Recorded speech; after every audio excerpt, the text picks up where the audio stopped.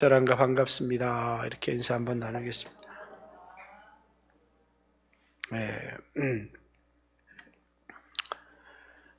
원래 시편 오늘 21편을 여러분과 나누어야 되는데 이제 다음 주부터 교회를 교회되게라고 하는 맥주 감사절 특별 새벽 부흥회 겸 말씀 사경회 이렇게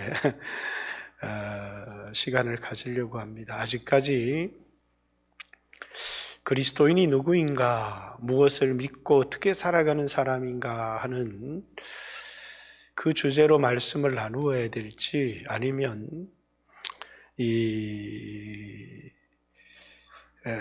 오순절 교회의 성령이 임함을 통해서 교회를 교회되게 했던 주체 성령님에 관하여 나누어야 될지 아직 마음에 기도하면서 정하지는 못했지만 어쨌든 교회 생일을 앞두고 교회 탄생에 대한 말씀을 여러분과 좀 나눌 필요성이 있겠다, 그런 생각이 들어서 오늘 이 말씀을 읽었습니다. 성도들이 1000명이 모이고 성도들이 10,000명이 모여도 교회는 아닙니다. 오순절 이전에도 예수 믿는 사람들이 모여서 기도했지만 그걸 교회다 이렇게 말하지는 않습니다.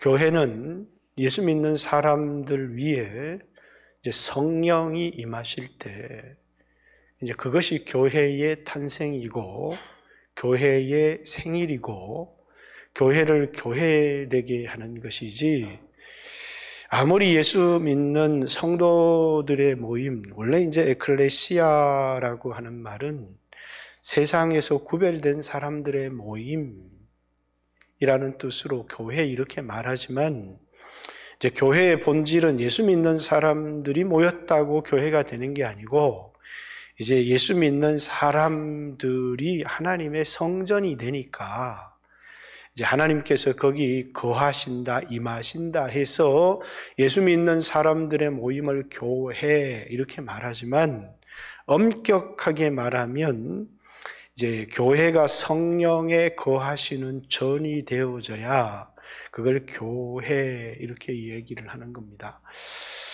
그래서 오늘 이제 이 성령이 믿는 사람들의 무리 속에 임하는 이 사건을 여러분과 함께 보았고요. 우리 교회는 1년에 이제 4번 정도의 그런 특별 새벽 기도회를 했습니다. 4월 달에 고난 주간에 있는 복음 앞에 직면하라라고 하는 복음의 주제, 그리고 이제 5월 달에 늘 있는 맥주절을 앞두고 교회를 교회되게라는, 그리고 11월 달 추수 감사 주간 전주에 광야를 걷게 하신 이유라고 하는 제목, 그리고 마지막 성탄절 앞두고 종말론적인 삶, 이런 주제로 매년 여러분들과 특세를 하고 있습니다. 원래 이스라엘 백성의 절기는 이제 3가지입니다. 큰 절기는 예루살렘의 유대인들이 다 모여서, 오늘 여기 맥주절 또는 오순절 또는 7.7절 또는 초실절 이런 이름으로 붙어 있는 그런 절기인데, 맥주절이라고 하는 절기, 이건 이제 가나안 땅에 들어가서 보리를 추수하고 나서 하나님 앞에 첫 번째 그 추수한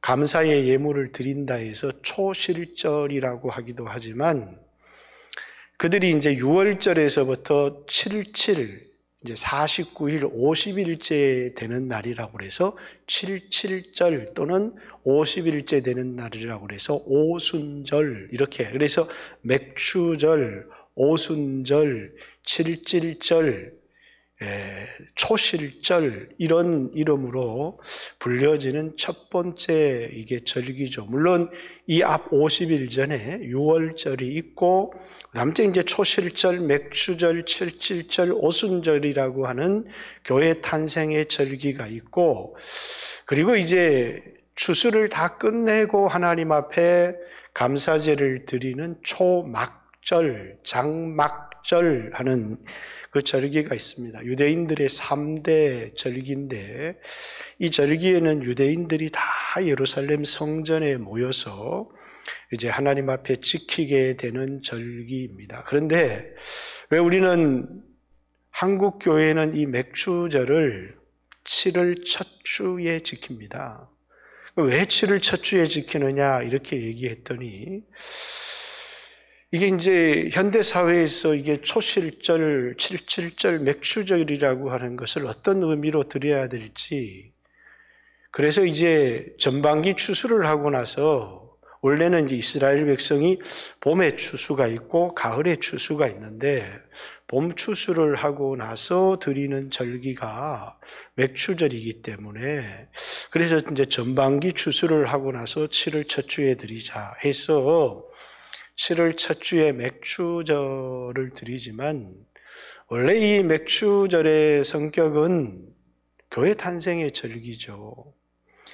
정확하게 오순절은 신약에 만들어진 절기가 아니고 구약의 이스라엘 백성이 출애굽해서 시내산에 도착해서 율법을 받은 날이 출애굽해서 50일째 되는 날입니다. 그래서 원래 이 절기의 이름은 오순절.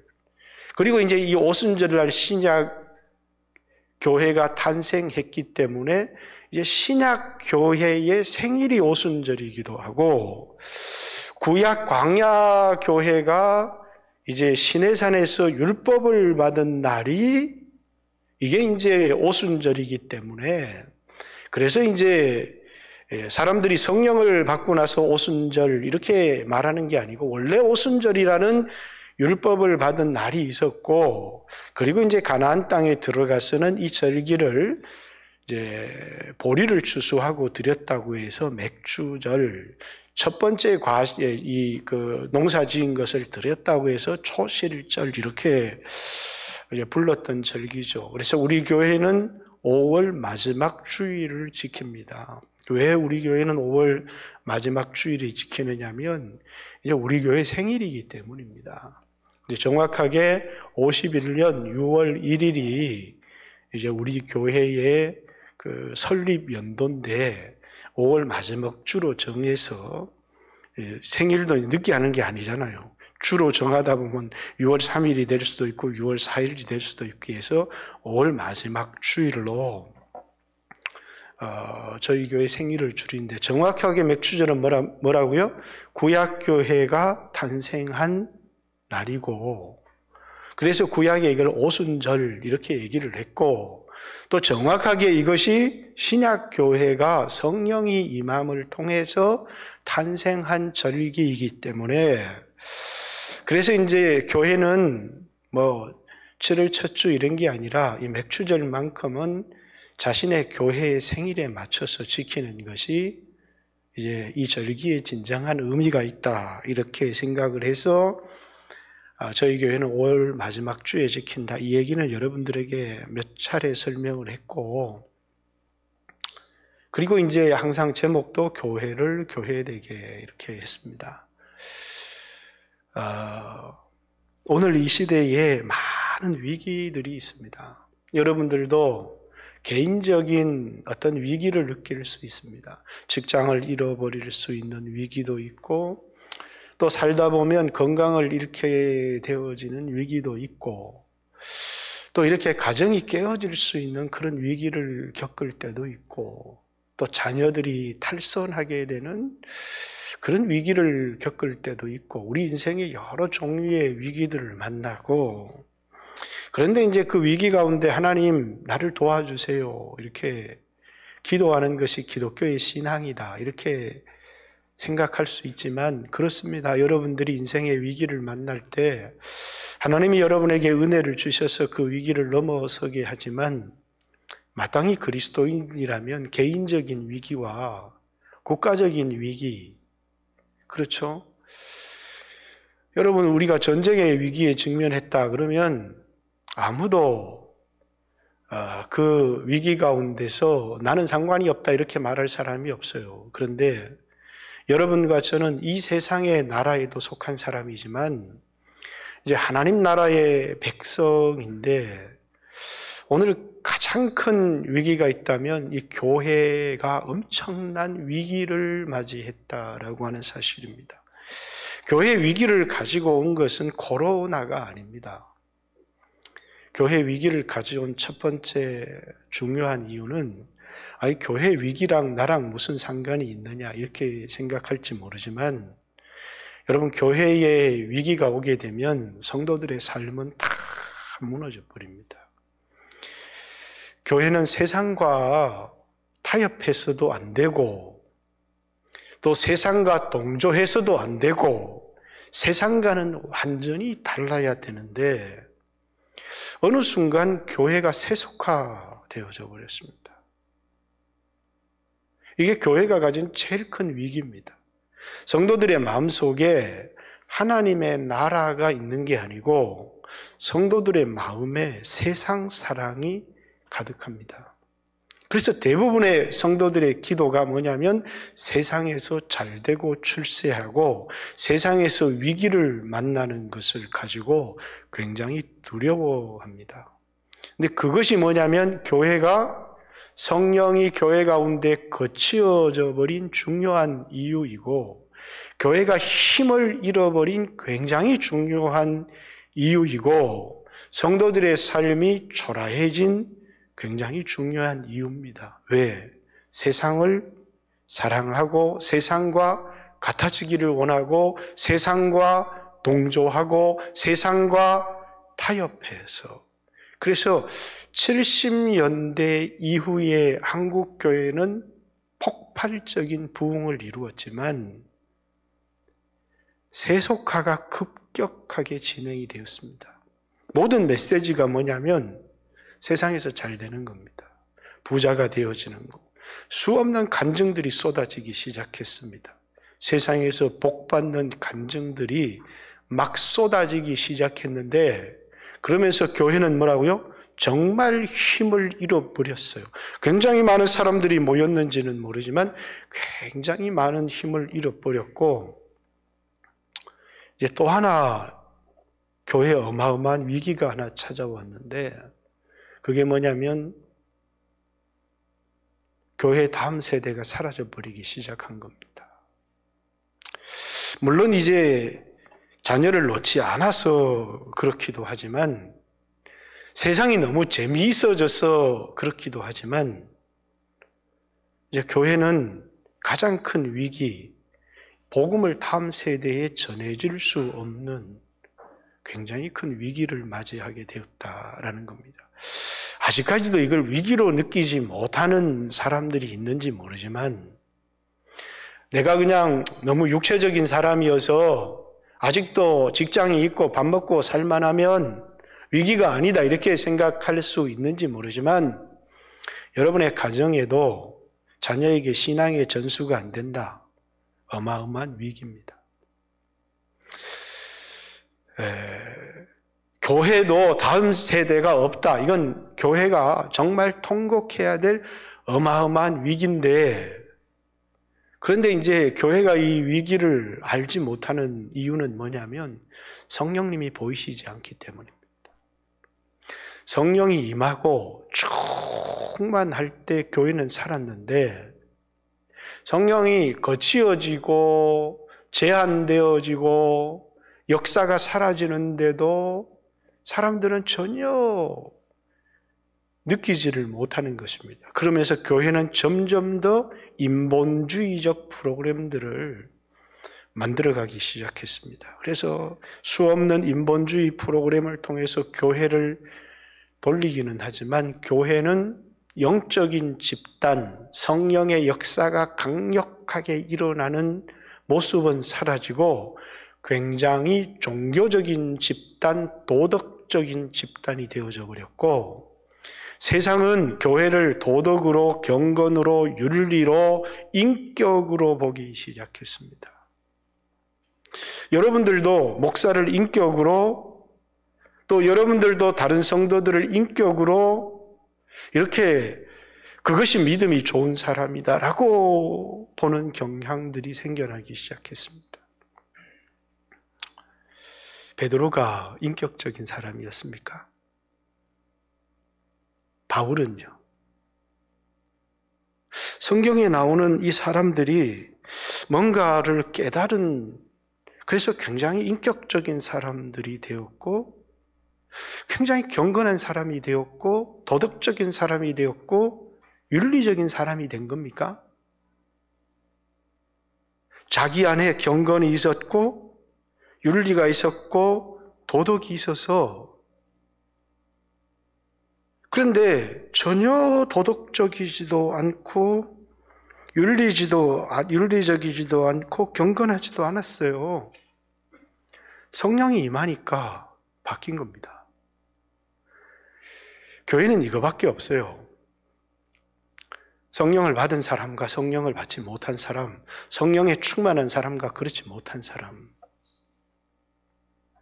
그러니까 성도 한 사람 한 사람이 뭐라고요? 자기가 윤리적이어서 도덕적이어서 뭔가를 깨달아서 그것이 자기 안에서 뭔가를 깨달은 성자가 되어져 가는 게 아니고, 기독교에는 성자는 없어요. 성자는 가톨릭에 있는 거지. 성자라는 말을 쓸 때 그 사람들이 깨닫고 공로가 있고 뭔가 거룩성이 있고, 그래서 성자를 세인트라고 그러잖아요. 거룩성이 있고 그 사람들이 뭔가를 깨달았고 엄청난 공로가 있고. 그런데 개신교에는 성자가 있습니까? 없습니다. 한 명의 성자도 없습니다.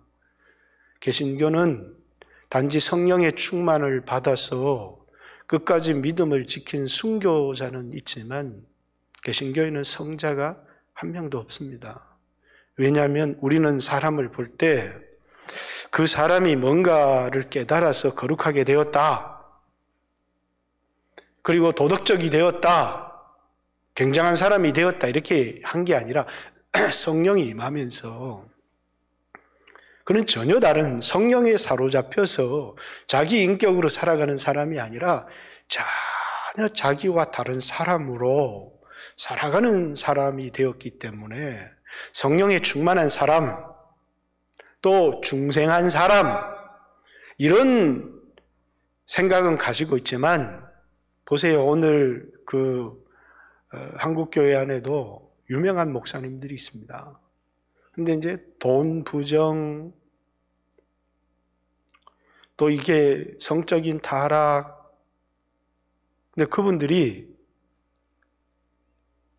위선적이어서 전혀 자기가 변화를 안 됐는데 그런 게 아니고 젊은 날 뜨거웠습니다. 근데 성령이 사라지니까 그 사람들이 뭔가를 깨달아서 윤리적인 사람들이 되고 도덕적인 사람들이 되어지고 그러면 뭐라고요? 저 사람은 전부터 가짜였어요. 근데 그런 전부터 가짜가 아니었습니다. 성령에 충만한 사람이었는데 어느 날 기도도 게을러지고 말씀도 게을러지고 세상도 사랑하게 되면서 성령의 임재가 하나하나 사라지기 시작하는 겁니다. 그러면서 뭐라고요? 성령이 떠나고 나니까 자신의 본성이 드러나는 것뿐이에요. 여러분, 우리는 그리스도인은 어떤 사람도 성자가 되지 않습니다. 그것이 인간을 보는 관점의 차이입니다. 그죠? 그렇기 때문에 예수 믿는 사람들은 죄인들을 용서하기도 하지만 하나님의 없이 자기를 거룩하다고 생각하는 사람들을 믿지 않습니다. 왜 믿지 않느냐? 사람은 그럴 수가 없기 때문입니다. 사람은 깨달아서 거룩하게 되어지고 이런 존재가 아니기 때문에, 그렇기 때문에 인간을 보는 관점의 차이이기 때문이죠. 그래서 가톨릭에서는 예수님의 몸을 만진다든가 예수님의 유품을 만진다든가 성자들의 뼈를 만진다든가 성자의 유물에 키스를 한다든가 이런 걸 통해서 자신이 거룩해진다고 생각하지만 전혀 거룩해지지 않습니다. 사람을 변화시키는 게 뭐라고요? 오순절, 이 성령의 역사, 위로부터 오는 힘. 그래서 이 성령을 원래 히브리어에서는 커피 이름이죠. 루아크라고 있습니다. 이것은 하나님의 호흡. 정확하게 얘기하면 바람입니다. 바람. 신약에서는 이걸 번역할 때 푸뉴마, 옛날에 발레단이 왔었는데 푸뉴마 발레단 이렇게 얘기하는 것처럼 이건 바람을 의미하는 거죠. 하늘로부터 급하고 강한 바람. 요한복음 3장에 성령으로 난 사람이 이루하는데 바람이 불어와서 어디로 가는지 알지 못하는 것처럼 성령으로 난 사람도 다 그러하다. 이렇게 얘기한 것처럼 하나님의 성령으로 중생하게 되는 것이고 하나님의 성령으로 위로부터 힘을 받아서 살아가는 사람들을 성도, 그리스도인 이렇게 얘기를 하는 겁니다. 그렇기 때문에 오늘날 교회가 이게 성도들의 수도 빠져나가지 않고 문제가 없다 이렇게 생각할지 모르지만 뭐가 사라지면요?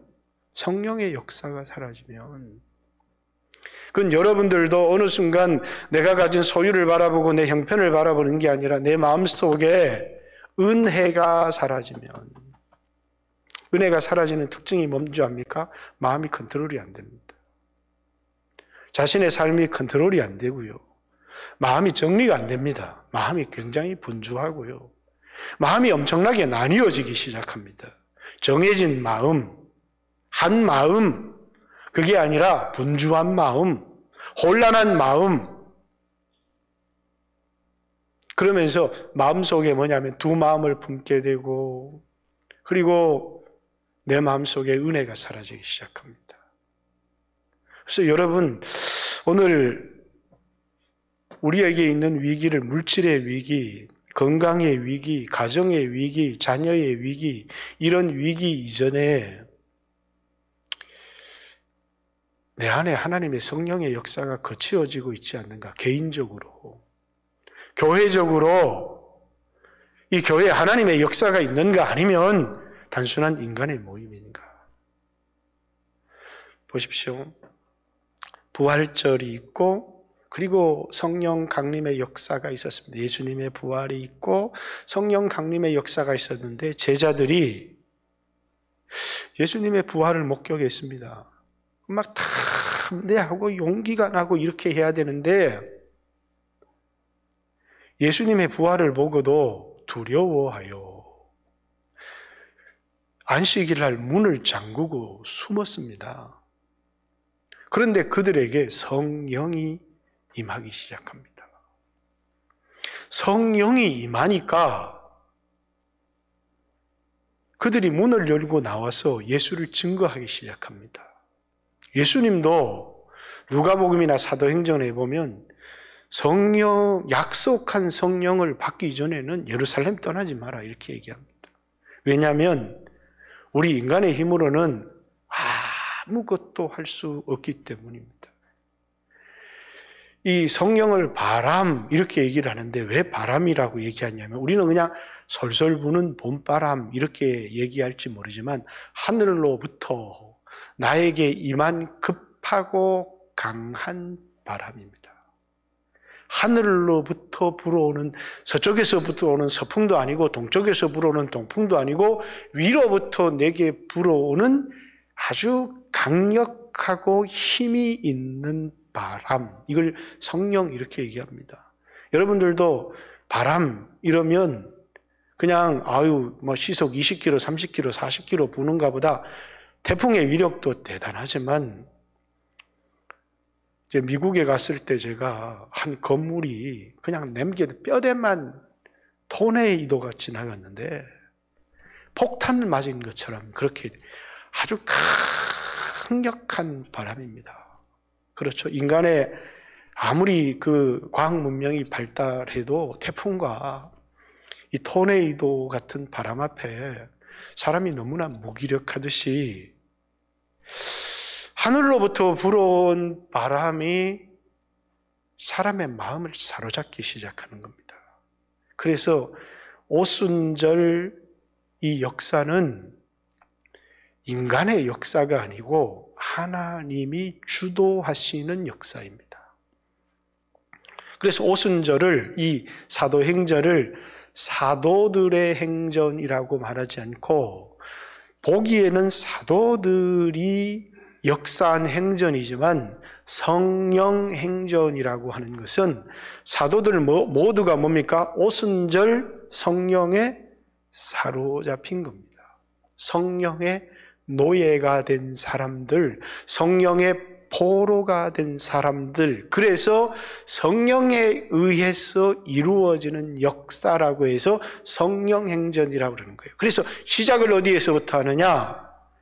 교회의 두려움과 그 무서움 속에 떨고 있었던 사도들이 이제 예수님의 약속을 기다리면서 예수님이 승천하시기 전에 성령이 너희에게 임하면 너희가 권능을 받을 것이다. 또 예루살렘을 떠나지 말고 약속하신 성령을 받아라 라고 하는 하나님의 약속을 의지해서 마가의 다락방에 모여서 하늘로부터 성령이 임하기를 간절히 기도했는데, 그런데 언제 그들은 임할지는 알지는 못했으나 어느 날 호련히 그들이 기대했던 그런 모습도 아니었을 수 있지만 급하고 강한 바람 같은 것이 그 마가의 다락방에 모인 사람들을 사로잡기 시작한 겁니다. 그 사람들은 다 뭐가 된 거예요? 성령에 사로잡힌 성령의 포로가 되어지기 시작한 겁니다.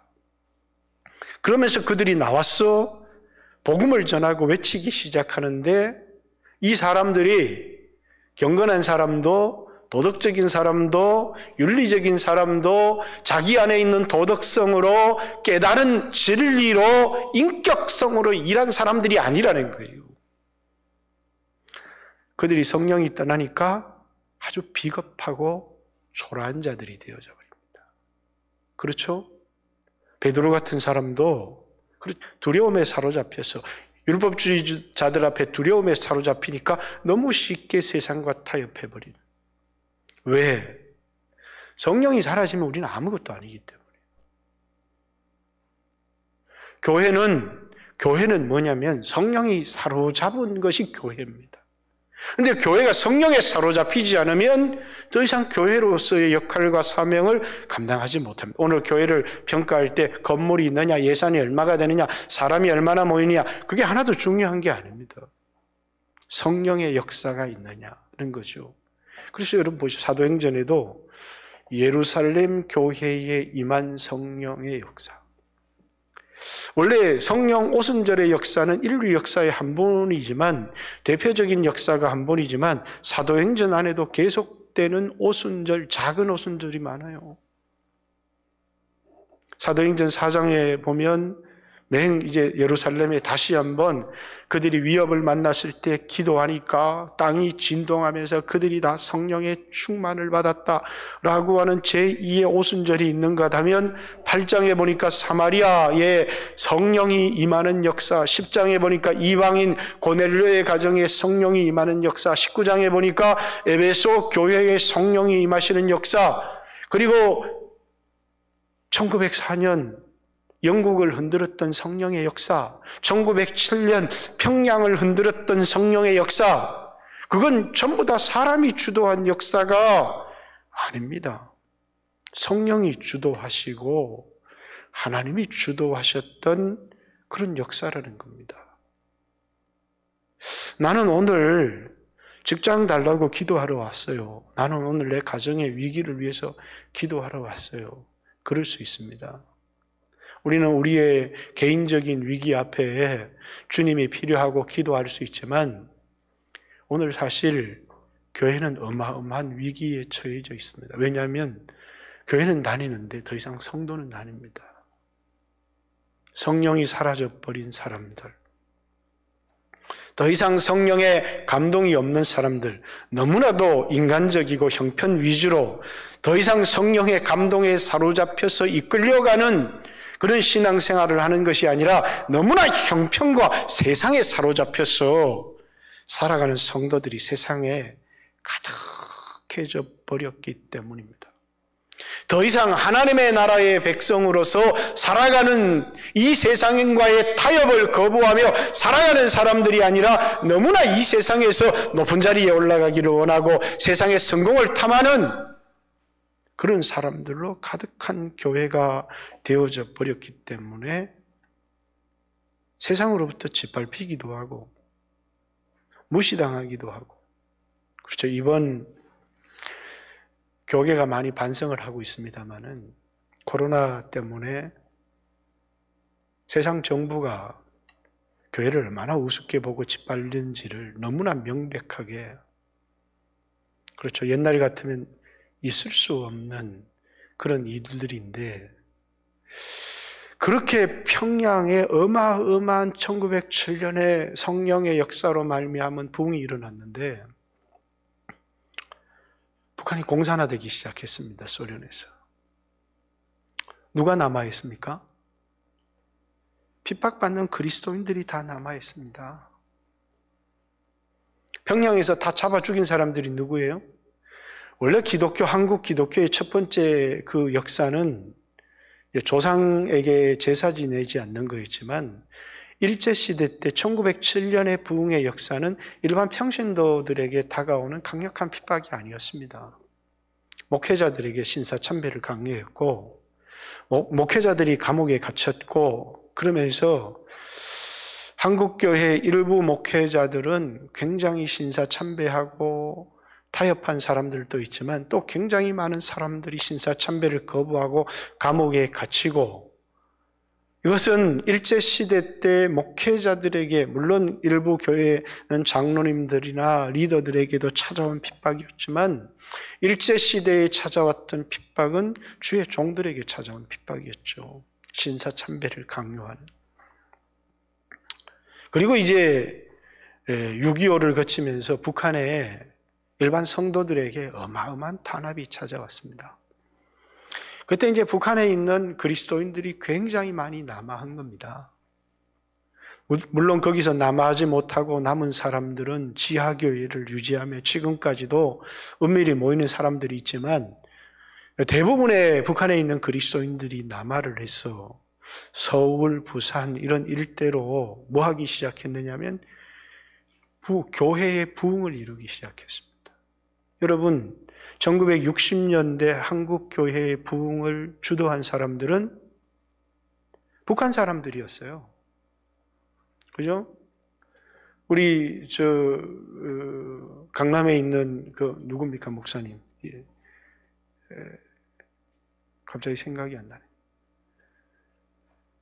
하도 원로 목사님들 오래되다 보니까 대부분 교회들이 뭐냐면 북한 성도 중심의 교회입니다. 북한 성도들이 모여서 기도하고 어마어마한 부흥을 주도했고요.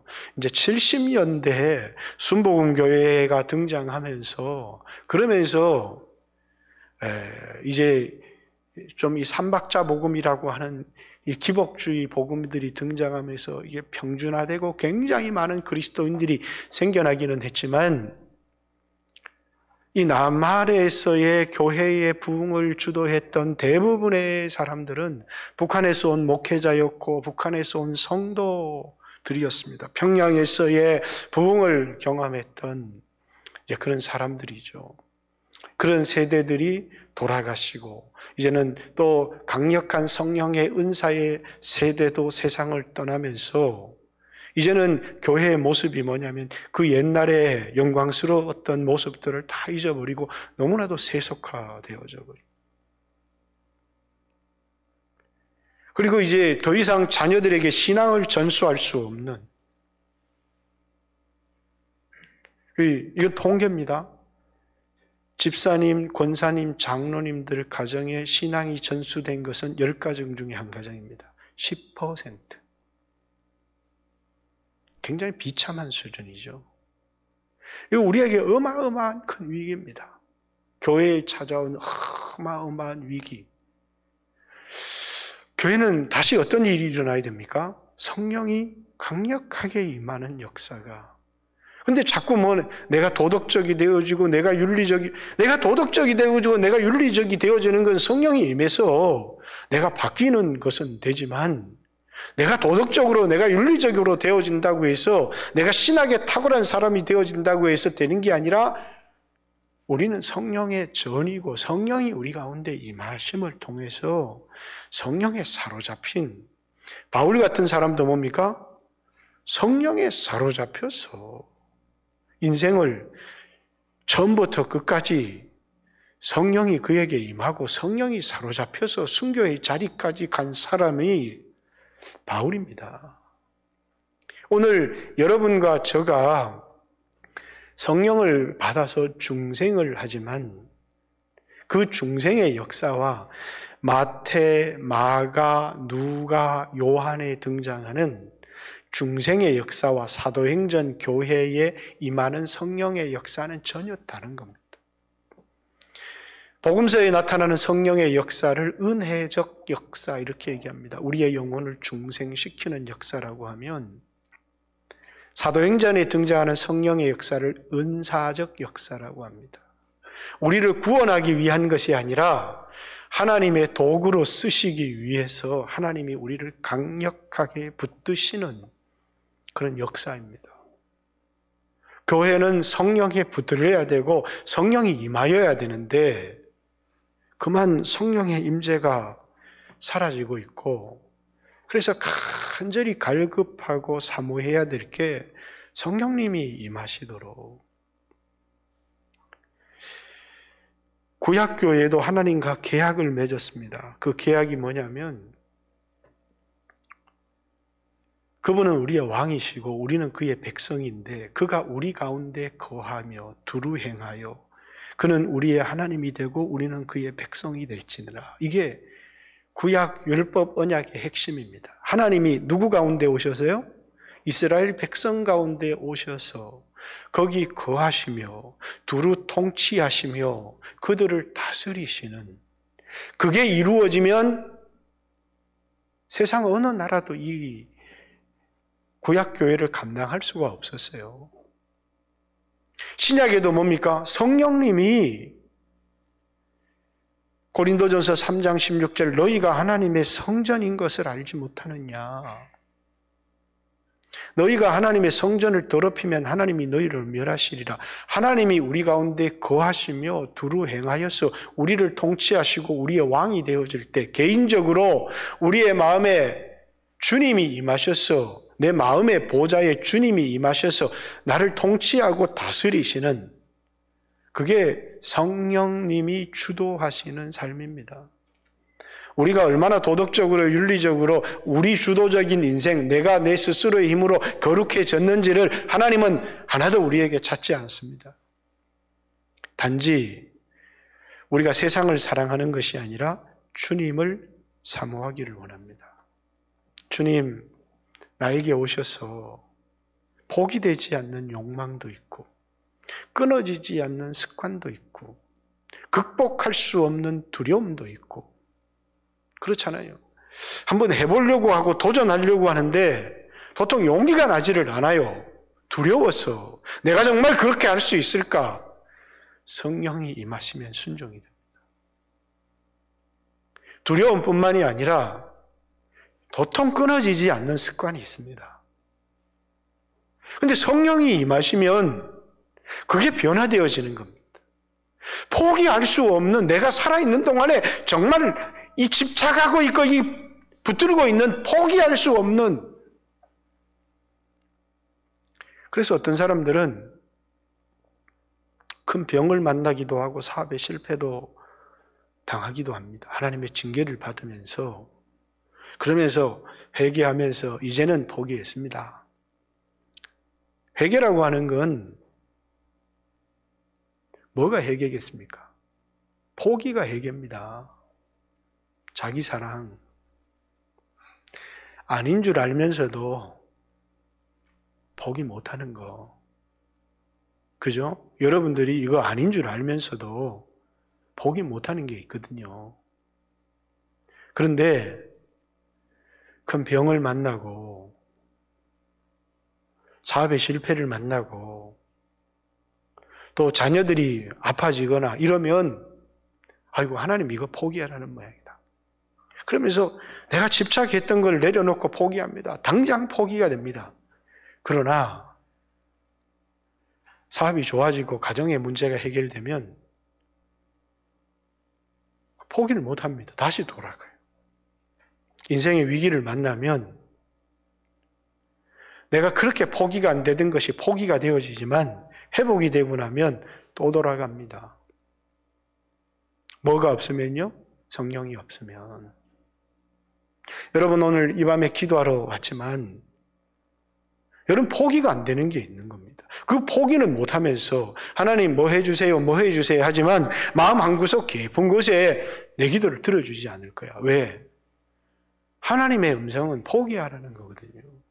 그리고 내 자신을 비울 때 거기 성령님이 임하시는 겁니다. 내 안에 내 자신이 가득 차 있는데 성령님 오십시오 성령님 오십시오 그러면 누군가를 초청해도 방을 청소해놓고 비우고 오시도록 간절히 사모해야지 내 마음대로 하고 싶고 내 욕심대로 하고 싶은데 성령님 오십시오 성령님 오십시오 그러면 하늘에서 여러분들이 기도해 보셔서 알겠죠. 성령님 오십시오 성령님 임하십시오 그러면 진심이냐 진심이냐 이렇게 물어보잖아요. 다 거짓말이니까.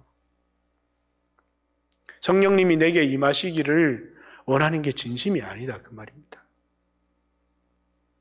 그리고 이 오순절의 역사는 우리가 잘 알듯이 방언이 그들에게 임했습니다. 방언. 여기 방언은 텅, 혀의 언어가 아니고 로컬 랭귀지입니다. 알아들을 수 있는 언어. 그러니까 베드로든 이 사람들은 외국어를 못했어요. 그런데 갑자기 수개 나라의 외국어가 터져서 말을 막 하게 된 거고 유대인들이 흩어져서 디아스포라 유대인인데 세계로 흩어져 있던 사람들이 오순절에 모였는데 자기의 난 곳 방언으로 듣게 된 겁니다. 로마 사람들은 로마어로 듣게 된 거고 메데인은 메데인. 그러니까 도대체 저 사람들이 언어를 할 줄 모르는데 이건 뭘 의미하는 겁니까? 창세기 11장에 인간이 너무너무 교만해져서 그래서 똘똘 뭉쳐서 하나가 되기는 했는데 뭘로 하나가 되었느냐면 인간이 뭉쳐서 그 힘으로 살아가겠다고 하는 겁니다. 하나님이 오셔서 그 교만한 인간의 사상이 전파되지 않도록 그들의 언어를 혼잡하게 하심을 통해서 그들의 세계 각국으로 흩어버리셨어요. 다시 말해서 뭐가 안 되도록요? 소통이 안 되도록. 미국에 가면 그 어디죠? 여기 지금 배 만드는 여기를 뭐라 그러죠? 이름이 똑같은데 타코마라고 하는 그 지역이 있습니다. 그 지역에 가면 한국인 여자랑 미국인 남자랑 가정을 이루고 사는 그런 가정이 굉장히 많습니다. 근데 언어가 안 통해요. 이제 같이 살면 통할 수도 있는데 언어가 안 통하는 부부가 굉장히 많아요. 오래 살아도. 한국인 목사님이 목회를 하는데 미국인 남자들이 와서 한국말로 설교를 하는 걸 듣습니다. 근데 하나도 알아듣지는 못해요. 한국말을. 그래가지고 부흥사로 갔다 오시는 분들마다 신기하다고. 말이 안 통하는데 어떻게 사는지, 설교를 알아들을 수 없는데 어떻게 예배를 드리는지. 그러니까 그 타코마에서 목회하시는 목사님이 아니 사람이 언어 소통하는 것만으로 사냐고. 그렇게 언어가 소통으로 안 돼도 사는 가정이 많은가 봐요. 그러나 근본적으로 여러분 뭐라고요? 언어가 통하지 않는다는 것은 소통이 안 된다는 거예요. 그래서 하나님이 갈라놓으신 거예요. 하나가 될 수가 없는 거거든요. 왜? 그들이 교만했기 때문이에요. 근데 성령이 임하니까, 성령이 임한다고 하는 것은 뭘 의미하느냐면 내 힘으로 사는 게 아니에요. 인간의 지식을 의지하는 것도 아닙니다. 한없이 겸손해지는 겁니다. 고린도 교회처럼 성령이 임하기는 임했는데 성령의 은사들이 임하면서 하나님께 사로잡힌 것이 아니다 보니까 하나도 겸손한 사람이 안 되는 겁니다. 그래서 고린도 교회는 성령의 은사는 있지만 너무나도 육신적인 교회가 되어져 버린 거고, 원래는 우리에게 성령이 임하게 되면 그 사람은 한없이 자기를 의지하는 사람이 아니라 하나님을 의지하는 사람이 되어집니다. 그게 뭐냐면 이제는 내 힘으로 사는 게 아니라 성령의 능력으로 살라는 것이고, 뭐 되라는 것입니까? 하나가 되라는 것인데 고린도 교회는 하나가 못 돼요. 왜? 성령이 주도하는 삶을 살아가는 게 아니라 성령을 이용하는 삶을 살아가기 때문이에요. 성령이 교회에 임하시면 한 사람 한 사람은 머리 대신 예수 그리스도께 복종을 해야 되는 것이고, 예수님으로 하나가 돼야 되는데 전부 다 자기가 주도하려고 하다 보면 하나가 못 되고 분열이 되어지고 마는 겁니다. 이게 성령이 임한 초대 교회의 모습이었습니다. 교회는 하나가 되어져야 되고 겸손해야 되고 자신의 능력으로 살아가는 것이 아니라 하나님의 능력으로 살아야 되고. 근데 이제 고린도전서 12장에 가면 텅랭귀지라고 하는 방언 기도가 나옵니다. 방언이 아닌, 로컬 랭귀지가 아닌 텅랭귀지라고 하는, 그것은 방언이 아니라 은사적인 건데 성령의 은사 중에 하나로서 방언 기도입니다. 내 영이 하나님께 직구하는 것이다. 이렇게 우리가 예언의 은사가 임하고 통변의 은사가 임하듯이 방언 기도의 은사가 있다는 것을 우리에게 보여주는 것이고, 사도행전 2장에 임한 방언과는 전혀 다른, 사도행전 2장의 방언은 뭡니까? 이제는 하나님 앞에 겸손한 교회 성도들이 이제는 서로가 소통하고 하나가 되라는 것이죠. 부부도 성령의 충만을 받으면 하나가 됩니다. 다른 사람이죠. 그런데 부부가 하나 될 수 있습니까? 그냥 전혀 총각 때는 너무 좋아서 사랑한다고 물고 빨고 해도 결혼하면 하나가 안 됩니다, 절대로. 어쩔 수 없이 살고 왼수처럼 살고, 그리고 자기 본성이 드러나잖아요. 너무나 이기적인 본성이 드러나고, 때때로는 뭡니까? 마음으로는 고맙지만 내 마음으로는 아내에 대한 고마움이 있고 남편에 대한 고마움이 있어도 정작 자기는 희생하지 못하는, 하나가 되지 못하는. 알아요. 아내가 너무 고맙고. 저도 아내가 너무 고마운데 내 삶이 바뀌어지질 않아요. 뭐 아내가 자기를 위해서 기도 한번 해라 그러는데 기도가 안 돼요. 왜? 기도만 하면 눈물이 납니다. 너무너무 고마운데, 그런데 너무 위선적인 나를 느껴요. 고맙기는 고마운데 도통 내 삶이 바뀌지는 않거든요. 남편도 그렇고 아내도 그렇고. 하나님 왜 그렇습니까? 너무너무 고마운데 너무너무 잘해줘야 되고 평생을 얻고 살아도 부족할 것 같은데 내 삶이 안 변합니다. 왜냐하면 내 삶을 내가 이기적인 나를 통제가 안 되는 겁니다. 그래서 제가 주일 설교 때도 그런 언급을 했지만 난 내 모습을 보면 마치 에스겔 골짜기의 마른 뼈 같습니다. 청년 때 뜨거웠습니다. 난 신학을 잘 몰랐어요. 근데 그때는 목숨을 바칠 자신이 있었습니다. 그리고 뭐 전재산, 지금도 전재산이 별거 없지만 감동을 주시면 얼마든지 할 자신이 있었습니다. 지금은 자신이 없습니다. 너무 많이 알아요.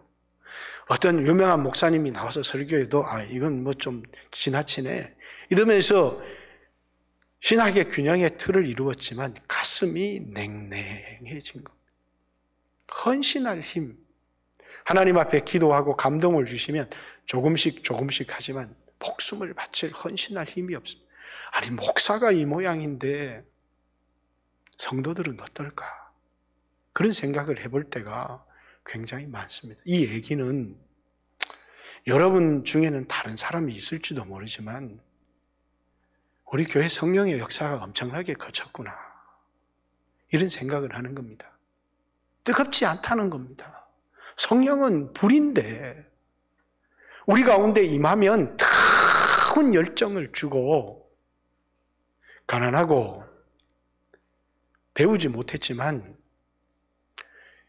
세상 어떤 사람도 두렵지 않고 주눅들지 않고 담대히 복음을 전하고 확신을 가지고 이런 성령이 그런 사람들로 바꾸어 놓았는데 누구보다도 지혜롭고 충만하고 이런 사람이었는데 이제는 머리는 등게 많은데 가슴에 든 게 없는 겁니다. 가슴에 든 게 사라지는 것을 자꾸 느끼지를 못하는 겁니다. 머리에는 지식이 들어가는데 가슴에는 성령이 충만해서 우리를 정말 하나님께 순종할 수 있도록 그 머리로 되는 게 아니거든요. 아는데 되지 않는 갈등. 깊이 갈등하고 고민하면서도 주님, 이제는 성령이 필요합니다. 제가 생각할 때 이렇게 인생을 끝내고 싶지 않은데 내 인생 가운데 다시 한번 오순절 성령의 역사가 일어날 수 있을까? 그렇지만 구해야 된다고. 왜? 사도행전 속에서만 이건 사도행전에서만 있었던 역사다. 그렇지 않습니다. 사도행전 안에서만 뭐라고요? 4장에도 있고 8장에도 있고 10장에도 있고 19장에도 있습니다. 근데 놀라운 건 평양에도 교회 성령이 임하니까 부흥이 일어나듯이 에베소 교회도 성령이 부어지니까 부흥이 일어나고 안디옥 교회도 성령이 부어지니까 부흥이 일어나고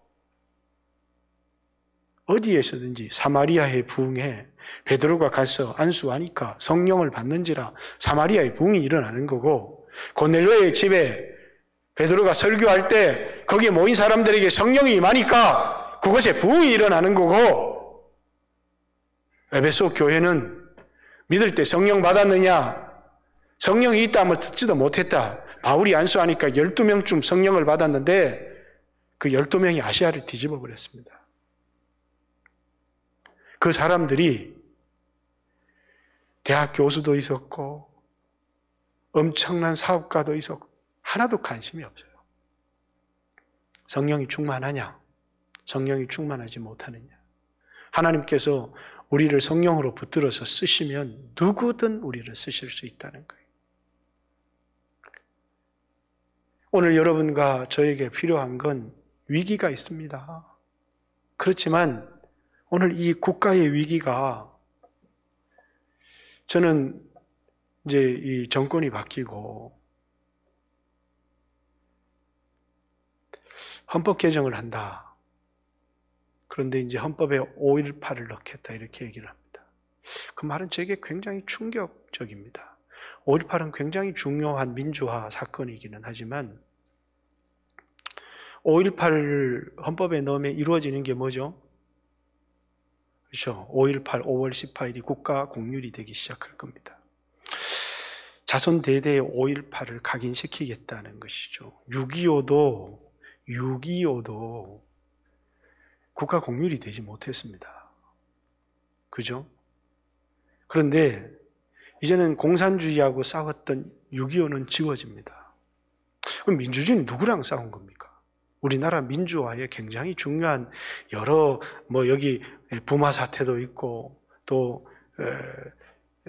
5.18 광주 이제 사태라 그러면 안 되고 민주화 운동이라고 해야 되고 60 노태우 때 그 60 사건도 있고 굉장히 중요한 사건들이 많이 있지만 이건 뭐냐면 어떤 시대이건 간에 굉장히 그것이 중요하게 부각이 되어지고 나면 이 나라가 사회주의화, 공산주의화 된다고 하는 말의 의미는 뭘 상징하는 줄 아십니까? 이 땅의 교회는 발붙일 곳이 없고 성령의 역사는 사라진다는 것. 전 세계 단 한 나라도 공산주의가 들어가서 기독교가 살아남은 나라는 존재하지 않습니다. 살아남을 수 없다라고 하는 것이 아니라 공개적인 활동은 불가능하다는 것입니다. 그러니까 왜 이렇게 되었느냐?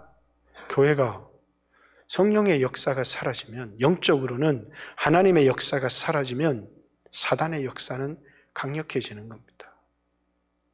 사람들은 이 세상에 돌아가는 것을, 그리스도인들은 하나도 영적으로 보지 않습니다.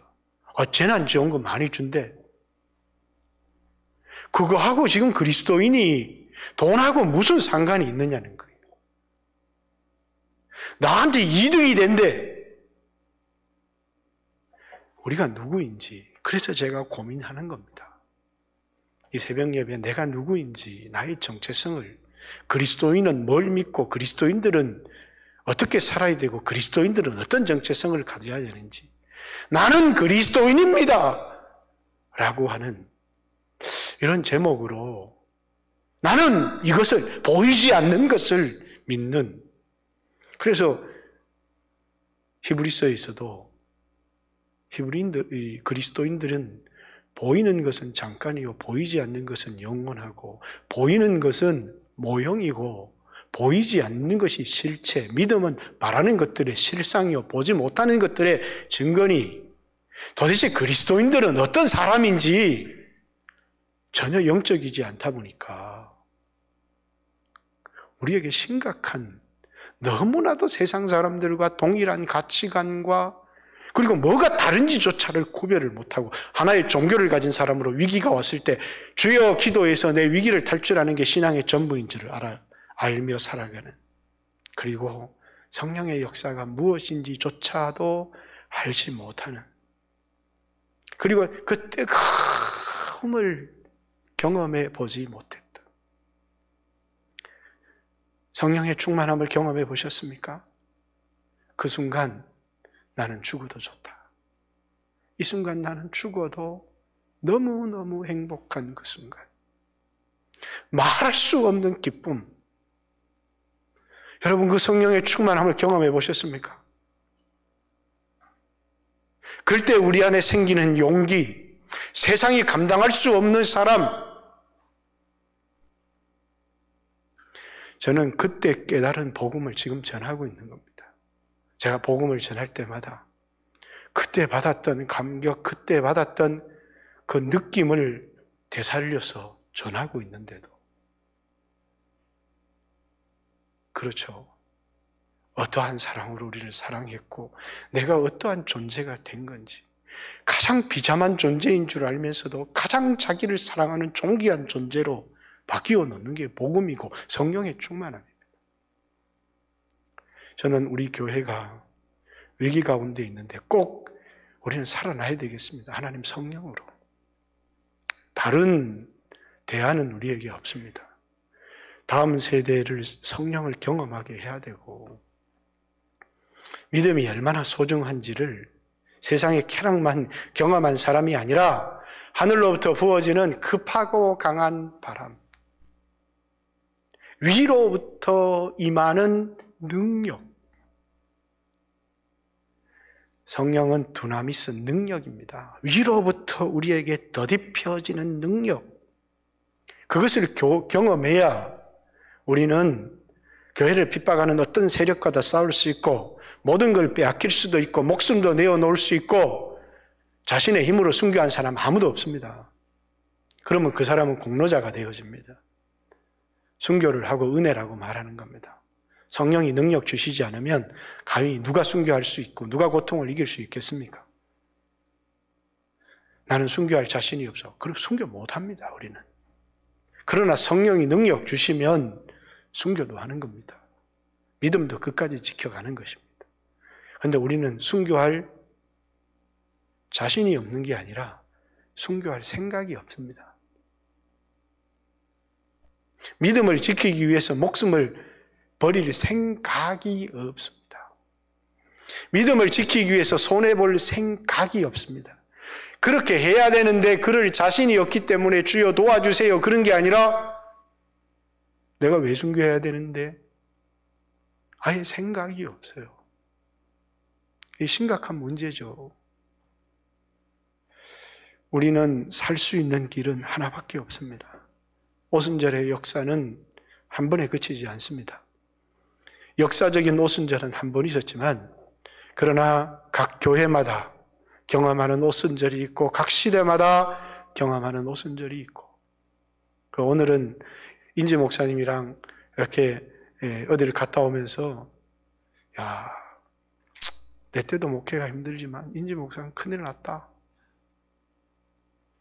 도대체 이 사회가 어떻게 되어지는지 교회는 감각도 없고 정말 기도해야 되는구나. 하나님을 찾아야 되는구나.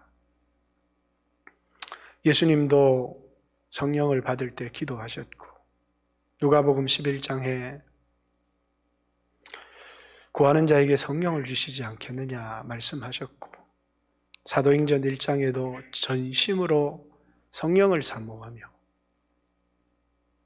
사모하며 위로부터 능력이 더딥혀지기를 간구했고 교회가 위기를 만났을 때 모든 사람들이 모여서 기도했습니다. 한국교회가 예배 때문에 위기라고 생각하는 것 같습니다. 이번 주에 우리 교회도 포스터를 붙일지 모르겠는데 한국교회 전체에서 5월 31일 교회 회복의 날, 예배 회복의 날로 정해서 포스터를 각 교회에 이렇게 뿌려주는 게 아니라 뭐죠? 이 포스터 그림을 만들어서 교회에서 쓸 수 있도록 우리 교회도 제 인터넷으로 이렇게 메일로 보내주었는데 그렇죠. 코로나 하나 때문에 한국교회 성도 20%가 교회를 떠났다고 합니다. 어쩌면 그들은 성도가 아니었을지도 모르겠습니다. 성도였다면 언젠가는 돌아오고 하나님께 선택된 사람들이었다면 언젠가는 돌아오겠지만 이것이 저에게 주는 메시지는 이겁니다. 한국교회에 예수 믿는다는 사람들은 있어도 성령의 역사는 없구나. 큰일 났구나. 짓밟히겠구나. 세상으로부터 짓밟힐 일만 남았다. 그런 생각이 듭니다. 여러분과 제가 깨어서 기도했으면 좋겠습니다. 다음 세대를 지켜낼 수 있도록. 여러분 여기 부모님 제가 설교하면 자식이 마음대로 됩니까? 머리 다 큰 자식이 예수 믿으라고 예수 믿고 그렇게 되겠습니까? 참 마음이 답답할 겁니다. 그러나 우리에게 한 가지 길은 있습니다. 우는 것밖에 없습니다. 나는 이제는 울어야 된다고 생각합니다. 울고 내 자신 때문에 울고 내 자식 때문에 울고 교회 때문에 울고 그래서 우리 저 두 아들을 보면서 그런 생각이 듭니다. 어느 시대 때보다 잘 먹는구나. 우리 가난하지만 내가 옛날에 살던 삶과는 비교할 수도 없이 삽니다. 그러나 어느 시대보다도 영적으로는 불쌍하구나. 정말 불쌍한 시대에 태어났구나. 행복하다고요? 쟤들 노는 걸 보면 하나도 재미가 없어요. 뭐 때문에 웃고 뭐 때문에 즐거워하는지. 그래서 정말 행복하지 못한, 다 가진 것 같지만 아무런 행복을 느끼지 못하는, 사람과의 관계도 친밀하지 못합니다. 하나님과의 관계도 친밀하지 못합니다. 게임 속에서, 핸드폰 속에서 희닥거리면서 글을 읽고 만나를 읽고 있는 걸 보면 행복할까? 저게 정말 행복할까? 오늘 다시 저는 이 교회가 회복되어지기를, 우리 교회뿐만 아니라 이 땅의 교회가 회복되어지기를 원합니다. 한 번, 두 번 기도의 자리를 떠나다 보면, 한 번, 두 번 예배의 자리를 떠나다 보면 이유가 있죠. 피곤하다고. 성령에 충만할 때는 일주일에 6일, 7일 하루에 24시간 중에서 12시간, 15시간 일하고도 새벽기도 빠지지 않고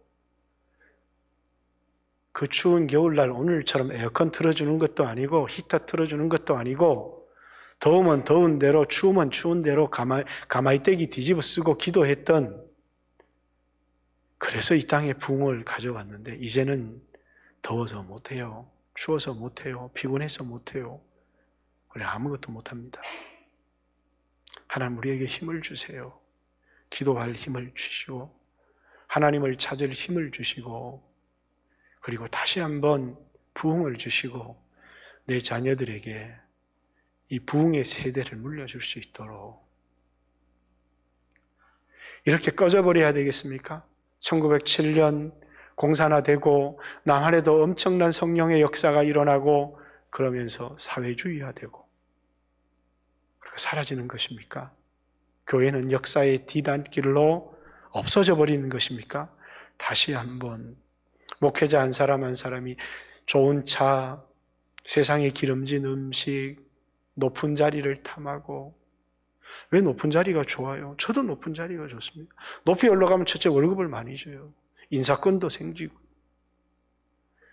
집행권도 생기고 또 뭡니까? 많은 예산 집행도 할 수 있고. 그 자리가 얼마나 탐하는 자리입니까? 그러다가 성령을 다 잃어버렸습니다. 그거 하러 다니다가 주님 앞에 골방에서 무릎 꿇는 기도의 시간들을 잃어버렸고요. 다시 돌아가야 된다. 마음은 꿀뚝 같은데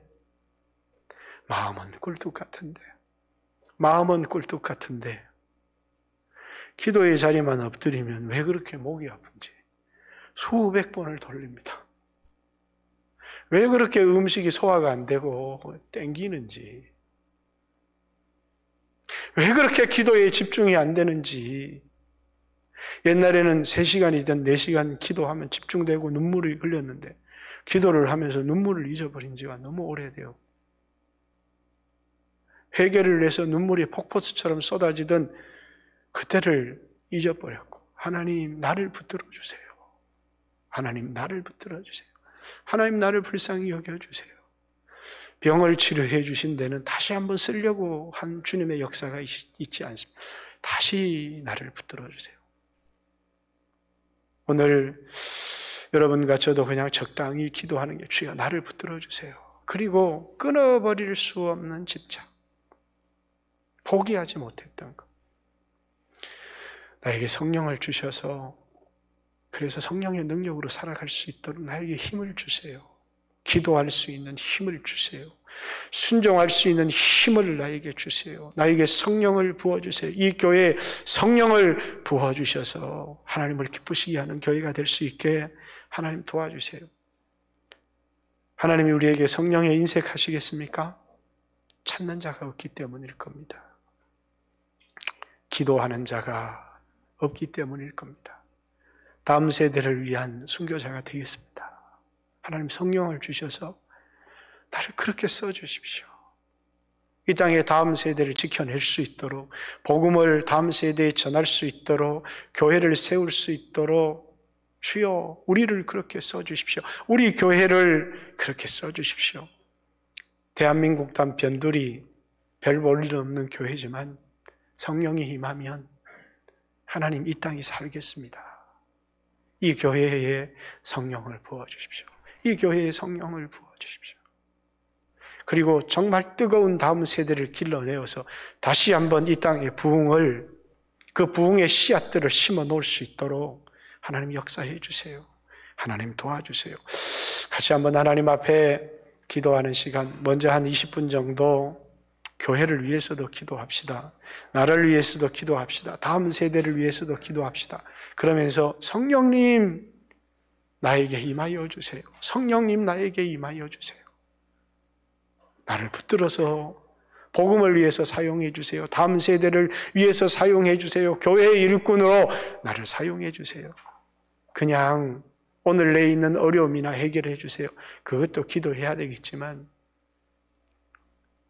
오늘 내게 있는 어려움이 해결된다고 성령의 충만함이 회복되겠습니까? 내 삶에 달라지는 게 뭐가 있겠습니까? 아무것도 달라진 것이 없습니다. 예수님이 십자가에 피 흘리신 것은 우리에게 성령을 주시기 위함입니다. 너무나도 나약한 우리들이 하나님을 의지해서 그 담대함으로 살아갈 수 있도록 우리에게 성령을 부어주시기 위함입니다. 용서받은 우리에게 성령을 주시겠다고, 예수 믿는 우리에게 성령을 주시겠다고, 회개하고 주 예수를 믿으면 너희에게 성령을 부어주시리니, 이것은 너희뿐만 아니라 먼 데 있는 사람들에게도 약속하신 것이다. 우리에게 예수 믿어서 용서받는 것도 중요하지만 용서받은 우리에게 성령이 임하여서 믿음으로 살아가는 것, 그 시대를 변화시키는 것, 다음 세대에 복음을 전하는 것, 주님에게 붙들려서 쓰임받는 것은 우리에게 더 중요한 것입니다. 같이 한번 주여 하신 후에 하나님 앞에 우리 자신을 돌아보십시오. 난 돈이 있어. 나는 아직도 건강해. 내 영혼을 돌아보십시오. 나를 불쌍히 여겨주십시오. 나를 불쌍히 여겨주십시오.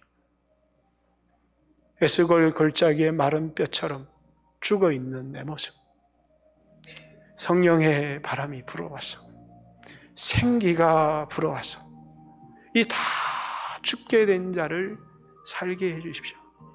우리 교회 괜찮다고요?